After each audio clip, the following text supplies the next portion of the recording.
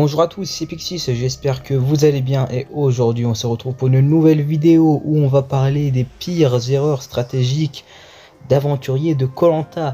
Et oui, j'avais envie de faire cette vidéo pour parler un peu des faux pas, des erreurs, de ce qu'il faut pas faire pour notamment se faire éliminer, pour mettre aussi son équipe, son alliance un peu dans la merde comme certains l'ont fait.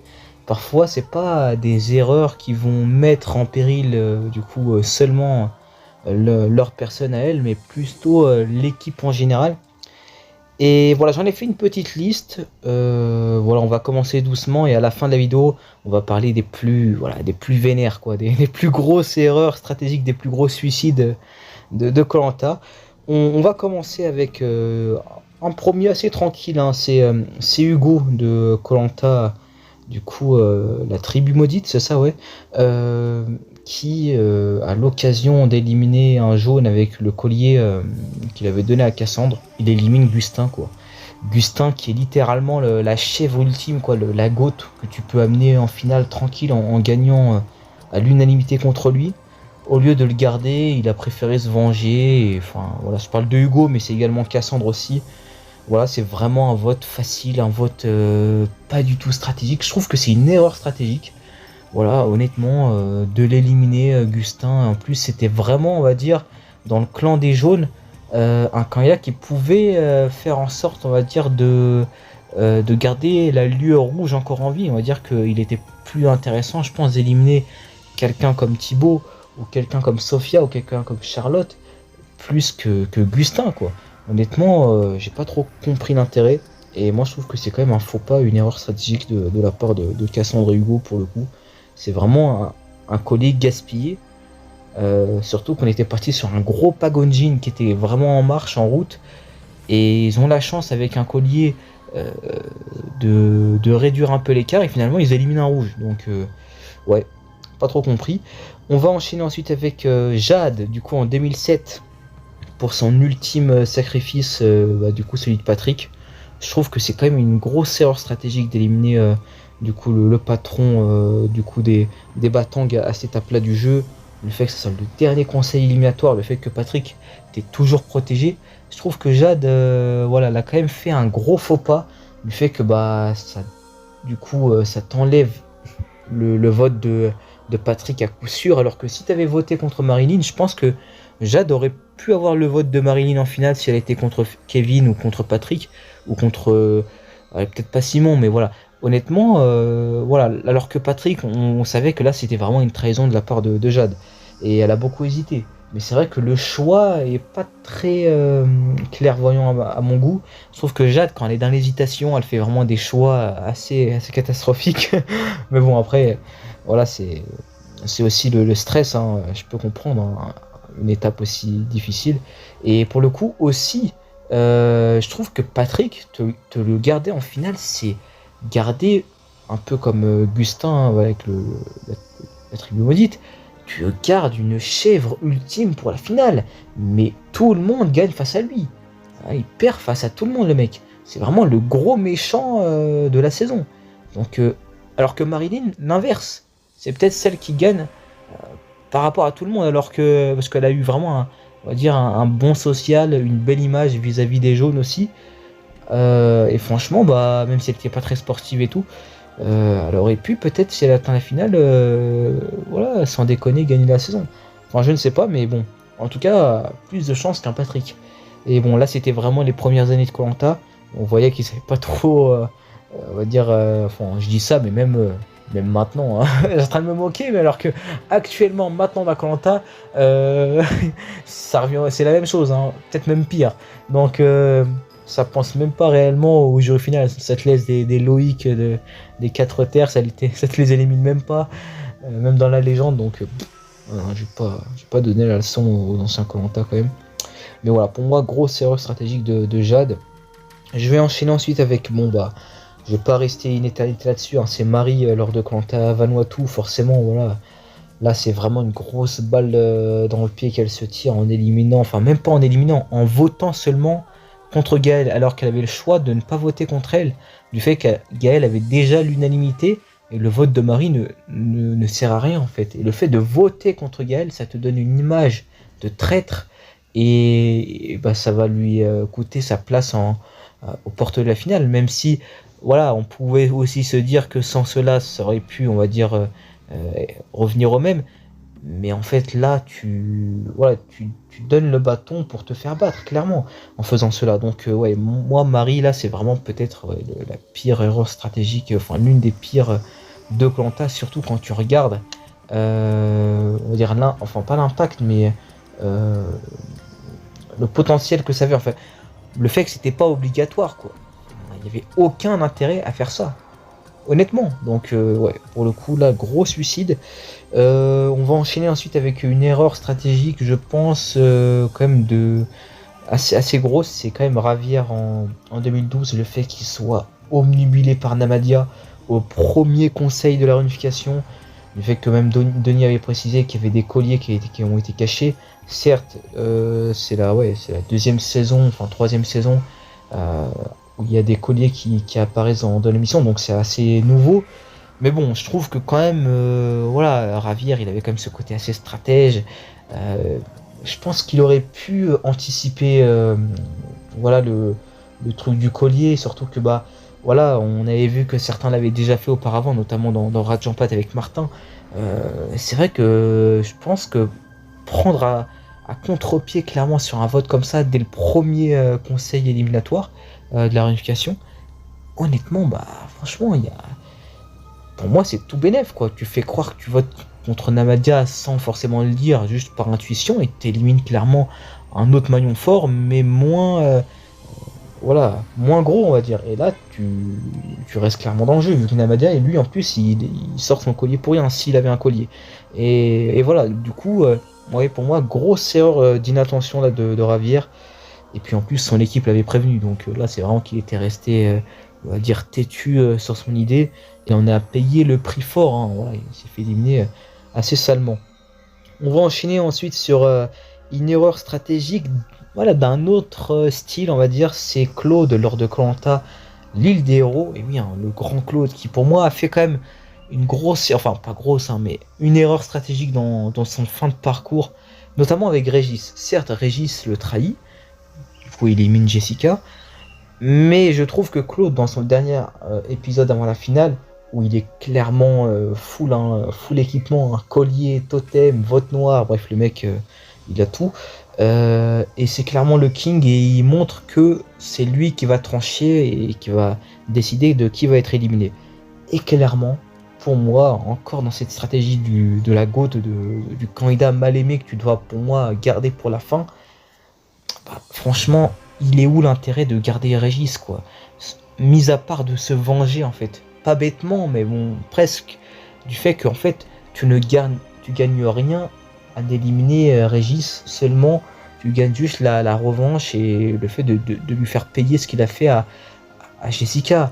Et franchement, bah, je trouve que c'est pas très intelligent. Bah après, je dirais que Claude n'est pas non plus un stratège fin, Manitou, prêt à penser comme ça. Mais bon, franchement, ça a été quand même intelligent, je pense, que Claude fait cela, car dans sa posture aussi d'ultime ex-rouge, enfin, du fait que il était seul contre tous dans cette finale, avoir un Régis, quand même, c'est plus avantageux qu'avoir une Alexandra, par exemple. Même aussi, peut-être essayer d'orienter un vote contre Nawel ou contre un candidat plus gros. Peut-être pas Moussa, vu qu'il était quand même assez proche. Nawel aussi, on va dire, mais bon. Voilà, moi je trouve que quand t'as Régis Alexandra, autant dégager Alexandra qui est quand même plus en lien avec l'équipe jaune et qui, face à elle en finale, t'auras plus de mal. Alors que Régis, tu vas contre lui en finale, honnêtement, même certains jaunes, peut-être même pas la majorité, mais beaucoup, vont voter pour toi, Claude, à la place de Régis. Donc, ouais, pour moi, un choix assez pas bête, hein, mais bon, pas très réfléchi. En fait, il est pas allé très loin dans la réflexion, malheureusement. Après, tu me diras, bon, c'est pas non plus un choix de ouf, vu que bah, quand tu prends vraiment cette situation, mais bon, c'est quand même un choix facile, on va dire, de faire ça de vengeance. On va enchaîner ensuite avec, dans le Cambodge, hein, Sandro. Et oui, l'une des plus grosses erreurs stratégiques, l'overplay à l'épreuve de la dégustation. Ah, quelle grossière erreur quand même, hein. Le Sandro qui n'a pas capté, qui est allé trop loin, on va dire, peut-être dans la vision stratégique. C'est vrai que on voyait qu'il était quand même assez connaissant en termes de strat. Mais peut-être qu'il a visé trop loin dans la perception de Koh-Lanta de ses alliés, en fait, notamment Clémentine. Du fait qu'il a vu que Clémentine était quand même joueuse, mais il n'a pas vu que Clémentine, elle avait un peu du mal contre les tricheurs, contre ceux qui jouent un peu contre le mérite sportif. On avait bien vu que cette saison était tournée autour de ça, autour du mérite dans les épreuves. Et c'était quand même intéressant vu qu'il y avait de la stratégie autour de cela, mais il y avait de la stratégie quand même. Mais bon, Sandro s'est fait éjerter, notamment sur un beau blindside, à cause de cela, car il a fait semblant de ne pas pouvoir manger les insectes alors que pour être choisi par Claire, donc en plus même pas Clémentine, enfin vraiment pas une alliée, pour partager un confort, c'est même pas une humilité. Donc c'est vrai que là, il s'est fait quand même douiller par... voilà, il est allé trop loin dans sa réflexion, et honnêtement sans cela, il serait encore dans le jeu, quoi. Et c'est vraiment ça qui a un peu montré l'image qu'il avait de ce gros stratège, et les autres forcément sauté dans l'occasion pour un peu ocenser Clémentine dans son agacement de Sandro et de son choix, enfin et de son geste. Donc ouais, pour moi, grosse erreur stratégique de Sandro qui était réellement dans une très très belle posture après un épisode des ambassadeurs excellemment réussi. Il avait vraiment prouvé sa très bonne participation aux ambassadeurs, l'un des meilleurs ambassadeurs qu'on a eu de l'histoire de Koh-Lanta, avec une très belle réflexion stratégique. Il avait gagné un collier, il avait éliminé Vincent, enfin voilà, il avait éliminé Yacine en plus. Voilà, donc il avait tout gagné dans son stratagème. Et l'épisode d'après, il tente cela, pour moi, peut-être trop tôt en plus. Mais bon, après ça, c'est vraiment un truc que tu fais spécialement pour l'épreuve du coup de la dégustation. Il aurait pu donc le faire un peu comme Boris en équipe, et là, ça serait passé vu que tu es en équipe. Alors que là, ça fait un peu du genre, je le fais de mon côté, individualiste, donc c'est pas fameux. Et je vais enchaîner ensuite avec la prochaine candidate, donc qui fait la saison actuelle Koh-Lanta les reliques du destin. D'ailleurs là, à l'heure où je tourne cette vidéo, on attend encore l'épisode final qui sera diffusé bientôt, donc on saura bientôt le dénouement. Alors voilà, juste pour vous dire, si vous n'avez pas vu la saison, voilà, quittez la vidéo. Voilà, c'est donc Clarisse qui pour moi fait une grosse erreur stratégique lors du dernier conseil avant la finale, où elle révèle clairement son avantage secret qu'elle avait gagné depuis le premier jour, alors qu'elle avait gagné l'épreuve initiale. Elle révèle ça à Guillaume, pour le coup, voilà, et elle met en péril Daniel, et Daniel se fait notamment éliminer aux portes de la finale. Waouh, ça c'est ouf, hein. En plus même lui c'est lui-même qui avait peur de cette situation, qui avait peur de se faire trahir par sa propre équipe, et qu'on le dégage aux portes de la finale, et ça se produit finalement par Clarisse, qu'il avait déjà un peu trahi les rouges une fois. Donc pour moi, Clarisse, elle fait une erreur stratégique assez monumentale là, car pour moi, elle ne gagne rien en faisant ça, notamment en gardant un élément plus fort, donc Guillaume, qui va notamment le prouver à l'orientation, qui va se qualifier pour les poteaux, et clairement aussi, voilà, elle met en péril pour moi son image parmi les rouges, du fait que ça la rend un peu on va dire responsable de l'élimination des rouges, quoi, et on va voir avec notamment ces poteaux où les jaunes sont en majorité. Donc clairement pour moi elle fait une grosse erreur stratégique, et Daniel lui rappelle bien qu'il n'aura pas son vote, et c'est totalement logique. Et franchement, Clarisse est une candidate que j'apprécie bien quand même, mais il faut dire que elle a un peu ce truc pas très maligne dans ses choix, mais ça la rend quand même attachante. Honnêtement, moi, Clarisse, c'est une candidate que j'aime bien. Elle est assez marrante, elle est assez attachante. Juste, voilà, clairement, c'est une grosse erreur stratégique, et je comprends totalement Daniel qui soit dégoûté. Ouais, clairement, moi, je vois pas un monde où en finale elle gagne. Quand même, les candidats de sa propre équipe vont la tenir responsable de cela. Et puis, honnêtement, tu laisses 3 jaunes qui sont ultra appréciés du jeu final, qui sont ultra présents sur le camp, qui ont rien du tout à se reprocher. Donc franchement, garder un Daniel aurait été bien plus logique, du fait que même lui était pas du tout apprécié par par tout le monde, quoi. Donc, ouais, je comprends pas trop. On va enchaîner ensuite avec une candidate qui fait une erreur assez spéciale, c'est Claire de Koh Lanta Cambodge, qui fait une erreur stratégique lors de sa sortie. C'était la première fois qu'on avait les votes noirs en double vote. En fait, elle se fait éliminer blindside sur un collier de Mathilde notamment. Elle est complètement en larmes et tout. Et puis là, avant de partir, Denis lui rappelle la règle d'offrir un double vote. Elle l'offre à qui? À Clémentine. C'est pour moi une erreur stratégique monumentale. Du fait que tu laisses tes trois alliés, donc Frédéric, Vincent et Sébastien, clairement entre les mains, leur destin, tu le donnes entre les mains de Clémentine. Et tu lui offres ce pouvoir. Et ce pouvoir que tu lui offres, ça va notamment se répercuter lors de l'épisode avant la finale, là, où Clémentine va faire de ce double vote du chantage, va notamment éclater le noyau de trois garçons. Alors certes, tu leur as donné un des trois garçons. Ça aurait fait une situation un peu compliquée si notamment Mathilde avait l'immunité, ce qui est produit notamment dans l'épisode. Mais au moins t'aurais laissé les garçons, donc ton alliance, avoir leur destin entre leurs mains, ce qui va pas du tout être le cas, et notamment Sébastien va se faire punir à cause de ça. Et je pense que si elle l'avait donné à Sébastien, et clairement si Sébastien avait eu ce double vote, ce qui je pense aurait été le plus logique vu que Claire était quand même pas mal proche de Sébastien, notamment aussi que l'étape des binômes qui s'était produit entre eux, il n'y aurait pas eu le même résultat et Sébastien aurait été en finale. Et même si tu le donnes à Vincent, je pense que ça aurait fait un changement quand même. Et c'est peut-être Clémentine elle-même qui aurait été éliminée. Ce qui, pour Claire, aurait été, je pense, la meilleure des choses si Mathilde avait eu l'immunité, donc comme ce qui s'est passé. Donc franchement, là pour moi, grosse erreur stratégique de Claire et assez particulière du fait que en fait tu l'as fait un peu dans le stress de ton élimination et elle-même va le regretter à son arrivée au jury final. Elle va se dire mais quelle connerie j'ai fait. Et c'est vrai que c'était quand même une bourde assez énorme. Et donc on va enchaîner ensuite, allez on va dire dans les 6 plus grosses erreurs stratégiques. Allez on va dire encore un et puis après on partira dans les 5 plus grosses. C'est Théoura lors de Koh Lanta la nouvelle édition, qui fait clairement pour moi un Koh Lanta assez catastrophique en termes de social.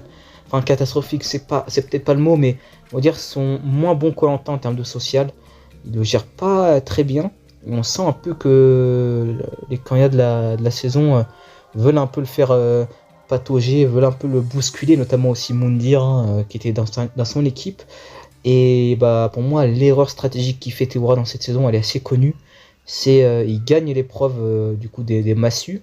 Il peut emporter quelqu'un avec lui pour du coup partager un confort et avoir aussi un appel vidéo avec leur famille. Et il avait promis à Laurent de l'emmener s'il gagnait une épreuve.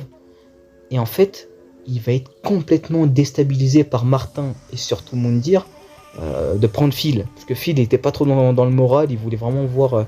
quand il a entendu Denis dire vous allez voir vos proches en vidéo, Phil, voilà, il était assez émotif. Et clairement, Théoura choisit Phil au lieu de Martin.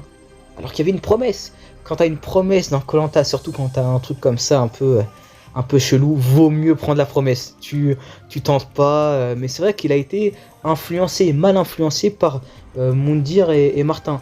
Pour le coup, il va prendre Phil et ça va dégoûter Martin. En plus, il voulait vraiment voir sa mère vu qu'elle était aussi malade et tout. Ça va donner une image assez catastrophique à Théoura. Et puis même au retour sur le camp, Théoura, il va dire ah ouais.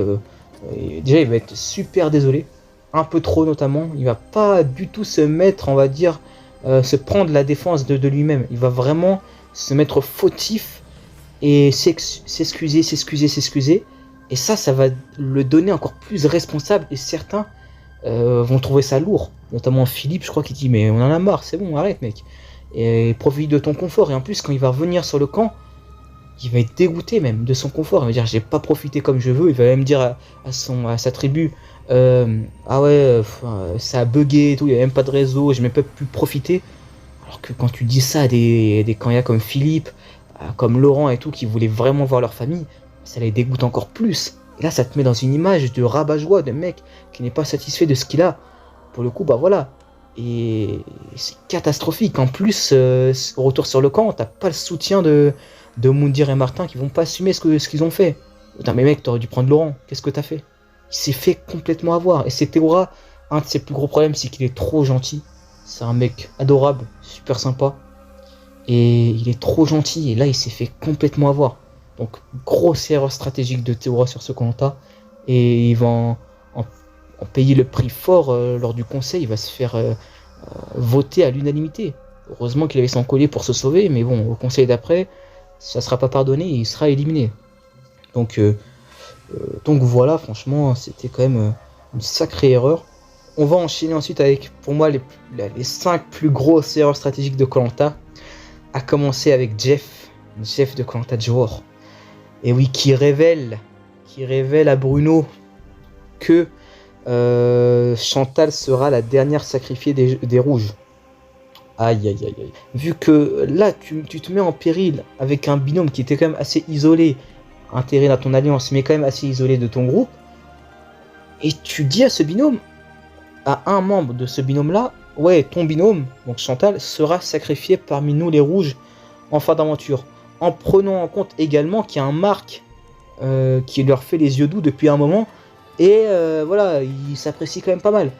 Donc faire ça, c'est littéralement te crucifier pour la suite, vu que clairement tu vas laisser ce trio se former tout simplement. Et en face, il y a de quoi faire. Il y a les jaunes, en fait il manquait juste plus en fait il manquait seulement très peu de votes pour faire la bascule. Et 2 votes c'est quand même pas mal, hein, honnêtement. Bruno, Chantal, surtout Bruno, ça fait un vote de différence et clairement ça va se voir au conseil. Il sera blindside magnifiquement. Alors franchement, pendant très longtemps j'ai considéré que c'était quand même celui-ci le plus beau blindside de l'histoire de Koh-Lanta.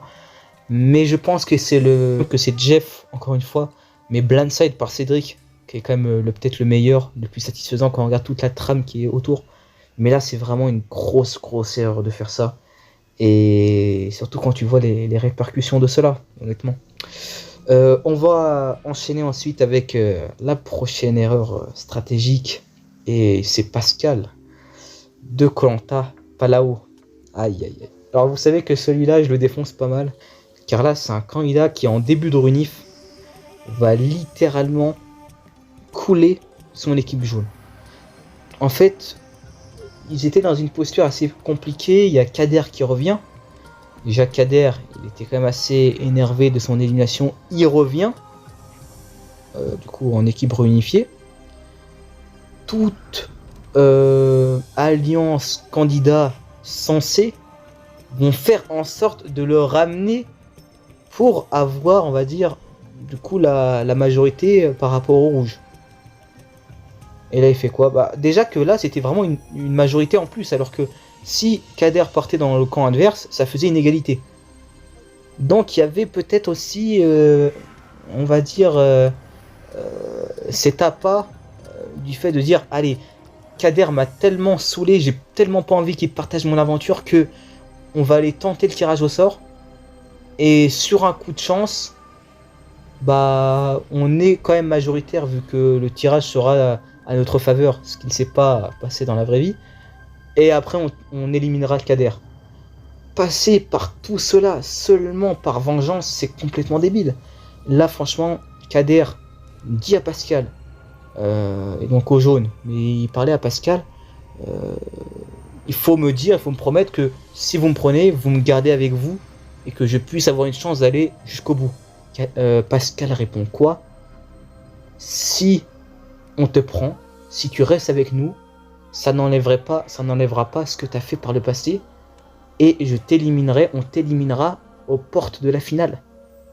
Putain, mais dire ça à un compétiteur comme Kader, mais c'est une folie. Dire ça à n'importe quel candidat dans la situation de Kader, mais c'est une folie. Déjà que le mec est quand même assez, on va dire, très peu rancunier par rapport à son élimination pour venir vous voir. Et toi, tu l'envoies bouler, tu l'envoies chier comme ça. c'est une blague quoi. Franchement, là tu nuis toute chance de ton équipe de le récupérer. Et après ça, Kader, c'est sûr, bah, il part avec Patrick. Patrick également qui le séduit depuis son arrivée à la Runif. Et Patrick qui est quand même quelqu'un avec qui tu vas plus t'amuser qu'un Pascal qui va t'embrouiller quoi. Parce que t'as un peu embrouillé Fabienne lors de ton élimination.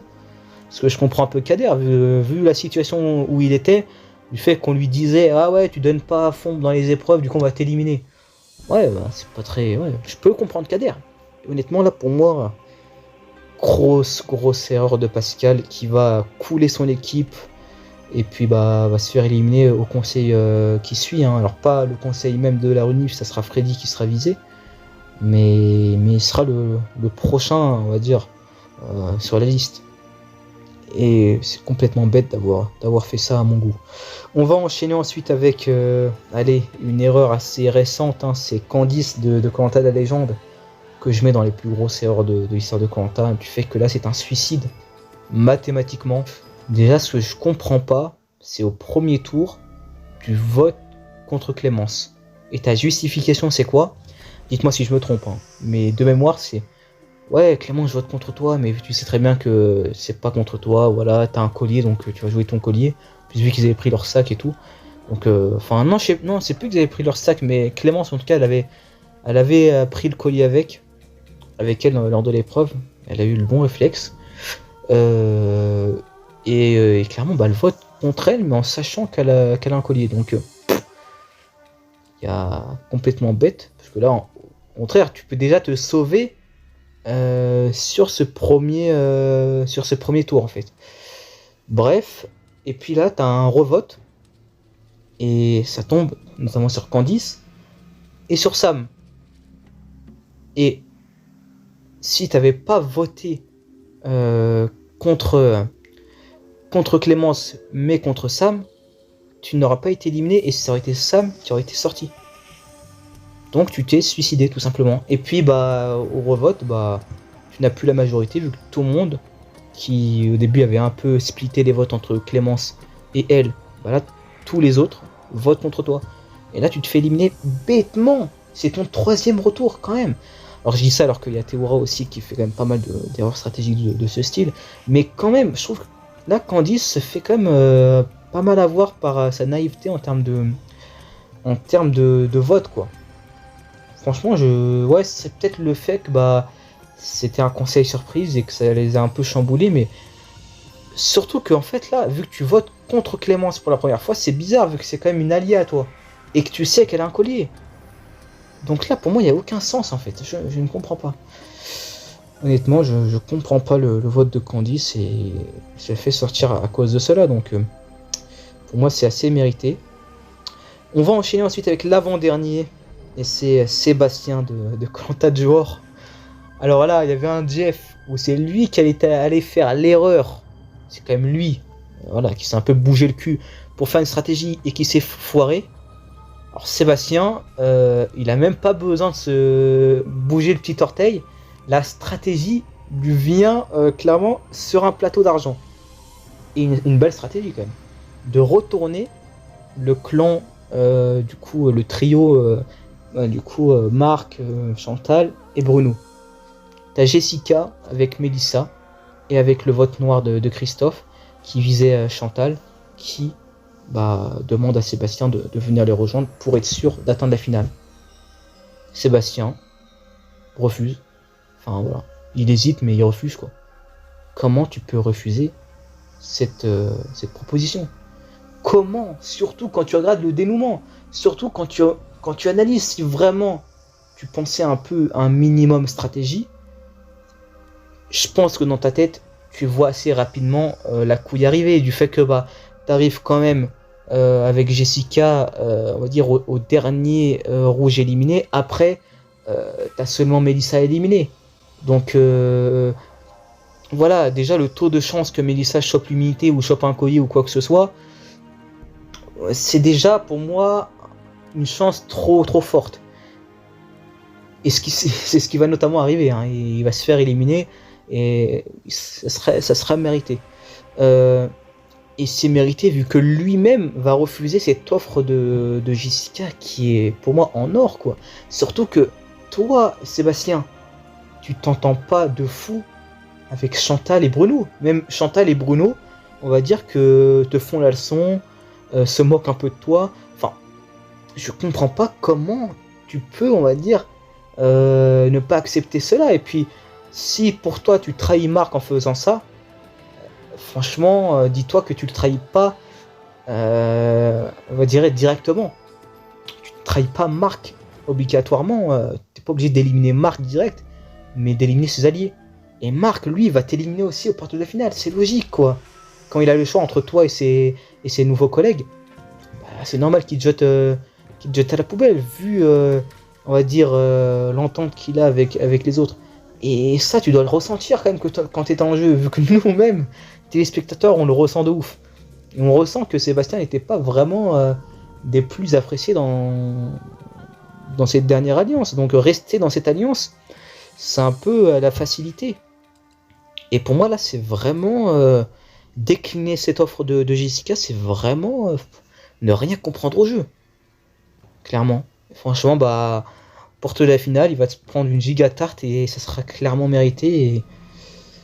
Et on va dire qu'il va trouver ce réflexe faible de critiquer Marc, de s'en vouloir à lui, alors que, bah, franchement, je pense que tu dois t'en vouloir à toi-même, d'avoir déjà refusé cette aubaine du coup d'alliance avec Jessica et Melissa qui aurait fait déjà de toi un finaliste à coup sûr. Donc ouais, franchement là c'était un peu l'une des plus grosses erreurs stratégiques de Koh-Lanta à étudier. Il faut étudier ce calage que c'est vraiment t'as toutes les chances, t'as tous les choix possibles devant toi et tu fais le pire. Donc c'est un peu compliqué. Et on va terminer avec le dernier, le fameux Alain de Koh-Lanta Thaïlande qui allait, on va dire, peut-être avec Sébastien quand même, Sébastien, Pascal, Jeff, Candice. Pour moi c'est ceux-là et Alain forcément, ceux-là qui sont les plus grosses erreurs stratégiques de Koh-Lanta, c'est ces candidats qui font les plus grosses. Clairement Alain qui décide de pactiser avec Nicolas alors qu'il était déjà sur l'échafaud. À quoi tu joues, mec? Non mais Alain, franchement, et puis même Pascal te voit serrer la main de Nicolas, déjà là c'est mal. Et puis toi-même, tu n'assumes même pas le pacte que t'as fait à Nicolas et tu dis devant Pascal, ah non mais c'est bon, j'ai rien promis, j'ai rien fait. Et après t'élimines, du coup tu restes sur ta dernière position avec Pascal, et du coup t'élimines, tu trahis encore plus Nicolas. Et Nicolas quand il sort, il est surpris, il veut se demander qu'est-ce qui se passe. Puis il dit ouais, Alain m'avait prévenu de quelque chose se passer et tout, mais il m'avait dit que je serais protégé, et finalement tu perds tout en faisant ça. Puis quand Pascal il entend ça, en plus Pascal c'est un nerveux, c'est pas quelqu'un qui va un peu laisser tout, et tu le sais. Franchement là tu t'es foiré mais d'une façon, et c'est l'épisode d'après qui part en couille quoi. Erreur stratégique sur erreur stratégique, épreuve des sacs. Tu décides de donner les sacs à Wendy. Grossière erreur, surtout quand tu es dans une situation comme ça, il faut chercher la facilité, et même la façon dont tu lui donnes et tout, grosse erreur stratégique là. Ensuite, dire à tout le monde, au moment opportun, ah ouais, il n'y a plus de risque à cause de Cécilia, parce qu'elle a fait tomber tout ça, ça te rend fourbe, mais franchement, et là, il s'est complètement perdu, et franchement... Pour moi, c'est peut-être le candidat qui a fait le plus d'erreurs stratégiques à l'étape la plus importante, le dernier conseil éliminatoire avant la finale. Mais comment tu peux te planter comme ça? Et c'est triste pour un candidat comme ça qui était tellement adorable, on va dire. Parce que moi, Alain, c'est un candidat que j'aime bien. C'est un candidat qui a fait beaucoup de conneries, mais c'est un candidat qui est très sympathique. Et là, il s'est vraiment suicidé en termes de stratégie. Mais c'est surtout le coup de Nicolas, en fait. C'est vraiment ça qui a tout lancé. Car ça aurait été que l'épreuve des sacs avec Wendy, et peut-être à la limite l'épreuve l'histoire avec Laurie et Cécilia. Bon, c'est pas si grave que ça, on va dire que je pense que ton équipe aurait un peu laissé passer. Mais c'est vraiment le fait de pactiser avec Nicolas, de pas montrer réellement que tu es dans l'alliance avec Pascal, de faire un peu double jeu. C'est clairement ça qui t'a puni, et franchement, Alain qui était peut-être l'un des favoris, on va dire, à la victoire finale. Hein. Il était vraiment apprécié par tout le monde, simple et tout. Et il s'est complètement perdu sur la fin, quoi. C'est très, très, très triste. Et ouais, pour moi, Alain, c'est peut-être le candidat qui a fait le plus d'erreurs stratégiques et les plus grosses au plus mauvais moment. Mais bon, ça se joue quand même avec Sébastien. Sébastien et aussi Pascal. Pascal de Palau qui, lui, ruine tout espoir de son équipe au début de la Winif. Alors lui, c'est le champion, hein, tu vois. Champion du monde, le mec. Bref. En tout cas, j'espère que vous avez apprécié la vidéo. C'est très sympa à faire. Et voilà, en tout cas, voilà, moi, je vous souhaite du coup de bonnes vacances d'été si vous prenez des vacances.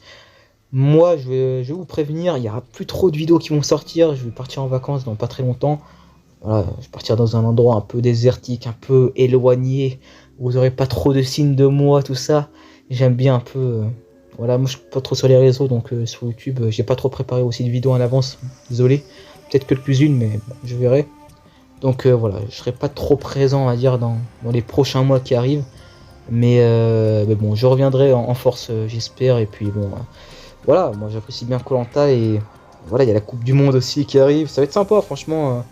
Ça va être une belle période et j'ai hâte de voir aussi le All-Star. Il faudrait que je fasse une vidéo, peut-être une nouvelle vidéo sur le All-Star idéal que je voudrais. Bon, il faudrait que je le fasse avant qu'il révèle le vrai casting. Peut-être aussi que je ferai une vidéo où je vous présente le casting officiel. Ce serait peut-être aussi intéressant. Bref, il faut que je vous quitte. Allez, je vous dis à la prochaine pour de prochaines vidéos. Allez, salut!